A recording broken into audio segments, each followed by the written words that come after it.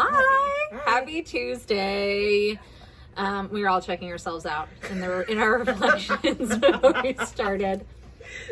You know, just making sure. I mean, I don't know what is happening here. I have those too. Like it's You just can like slick them down. yeah, and I'm out of hairspray, so I'm just look like I stuck my finger in a light socket today. You know, no big. I always call that insane clown bossy hair. Yeah. Just my little thing, you know. There you go. So as we continue through our phase 1 maintenance stabilization journeys, we've been taking your questions. And so Paula has some questions for us as we go. But before we get started, I just want to admit to everyone here in the universe, I had a really hard week this week. Oh. I just felt like my motivation was slipping. And I've said this to a couple people today. It's like this in between when you get to the point where when it's an emergency, you either have a health condition or you have an event that you have to fit into, an outfit or something, then you're really super motivated. And then there's always that like last 10 to 15 pounds where we're not exactly where we want to be, but we're not in the emergency situation. And it's good enough. Yeah, we're like good enough. And like No one else can tell. Yes. But you can. But you can. So it's like, But it's not enough to stay out of the wine or some of the food choices you're not supposed to. cookies. Yeah, that stuff. Cheese. Bingo. Can you tell? We've had a week, y'all. So if you're struggling, if you're having a hard time as I'm talking and I'm missing a fingernail, I promise I don't just have a nub, I'm just missing a fingernail.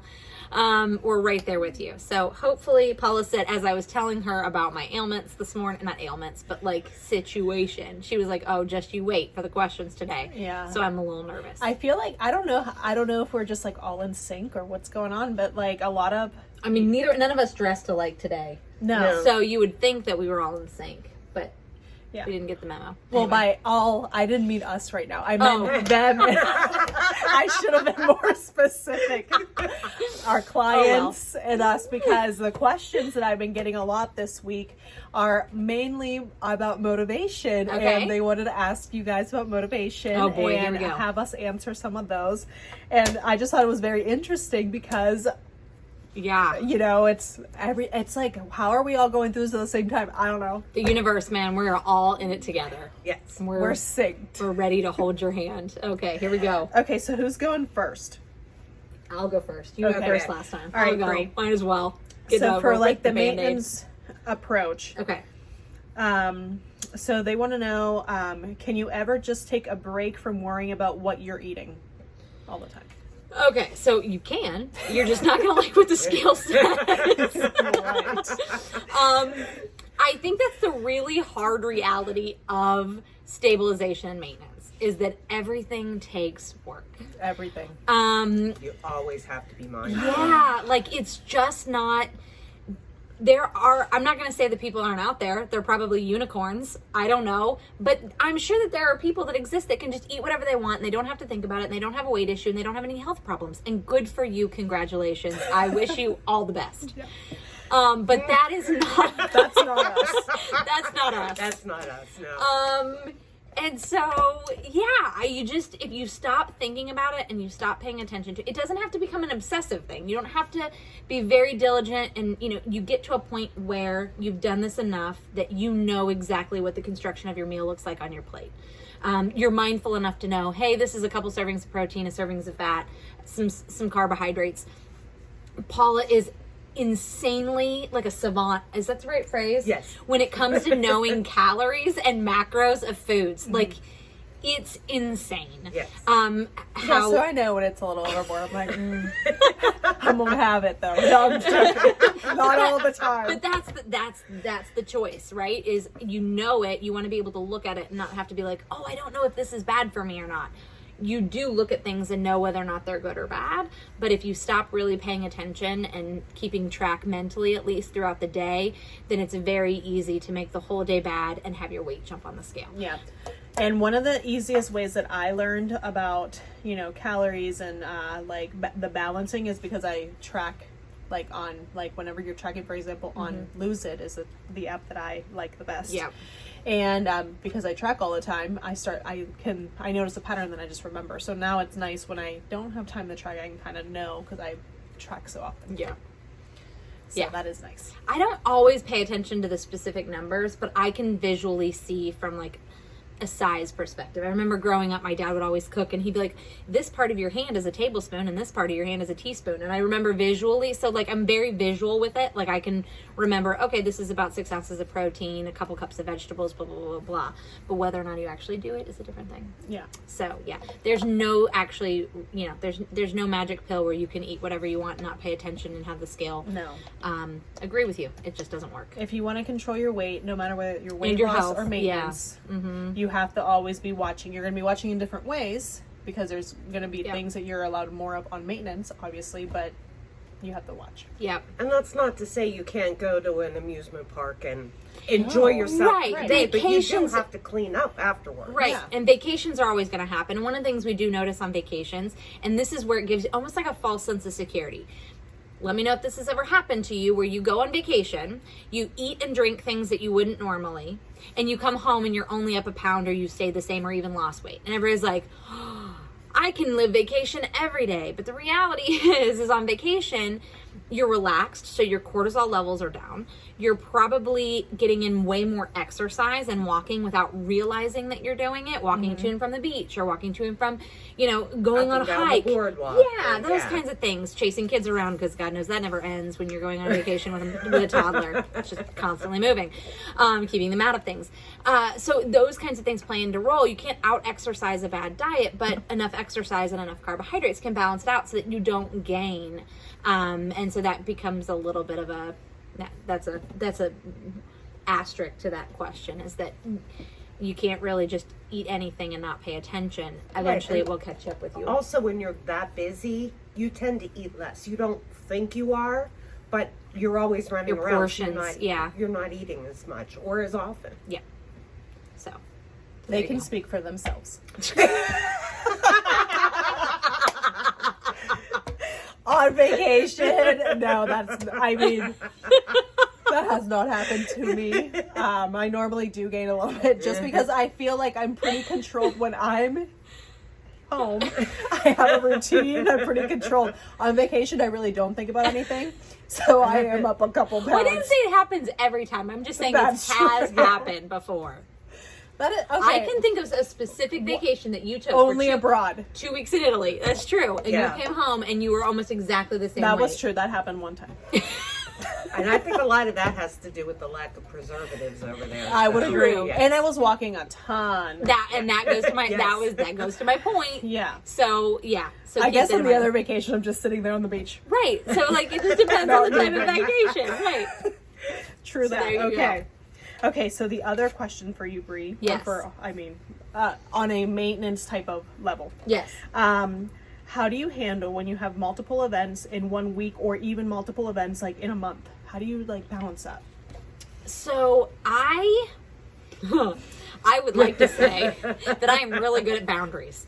I've been doing this now for 13 years. So I am very good at deciding what I want to put emphasis on and what doesn't matter. So for me, when we went camping in Warren a couple weeks ago, it was a lot with John's family and family and cousins and things. I don't need to, it's not my family, so I don't want to, I don't need to drink and, I'm happy to be there, but that wasn't a big emphasis that I wanted to put alcohol on. For me, it would be sitting down and having a glass of wine with my mom is more of a priority when I'm turning this into alcohol, but it ends up being that, kind of balance. Like, where do I want to put the emphasis on? I'd rather sit down and have that glass of wine with my mom and just have a conversation. To me, that's more Fulfilling? Yeah, fulfilling. Yeah, than necessarily just drinking, having a couple beers and not paying attention. So for me, it was no problem to not drink or add in those extra calories and be mindful of my food.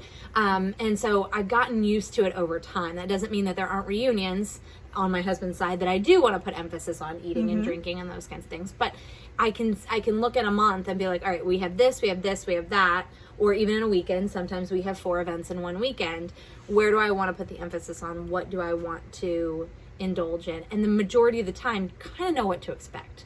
A birthday party, a baby shower, a reunion, what it looks like, how the meals are going to go. And so you can decide over the course of a weekend or the course of a month, what's more important to you. And it does take work to stick to that plan, but that is how I manage it. And like I said, I have really typically good boundaries with that, and I can decide where I want to put the calories and where I'm not, and I don't really feel pressured. When I first did this, peer pressure was hard. I had a hard time going out to social situations and being like, I'm just going to drink water, but over time it's not a big thing for me anymore.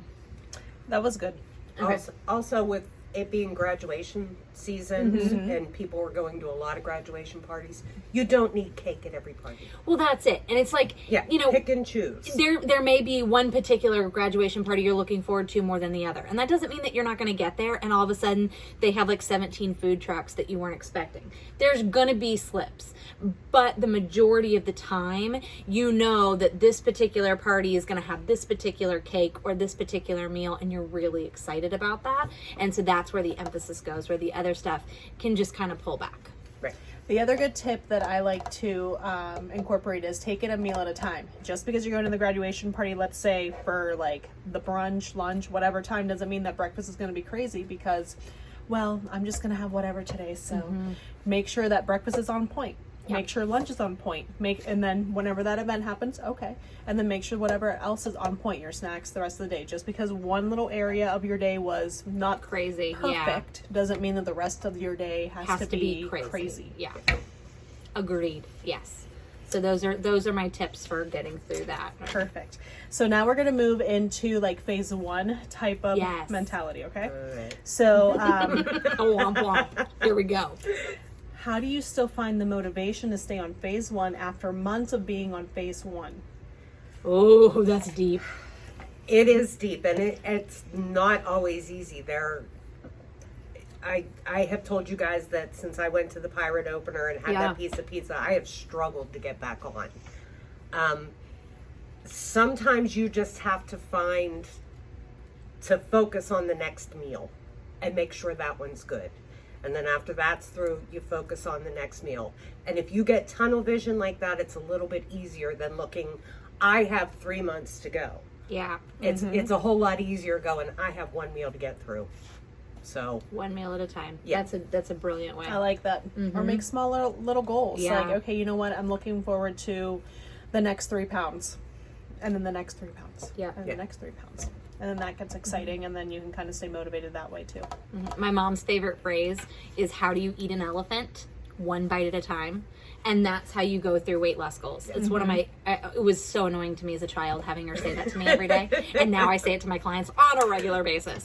But it's true. If you take it in small increments, it feels more manageable instead of thinking the full picture years and years and years from now. right.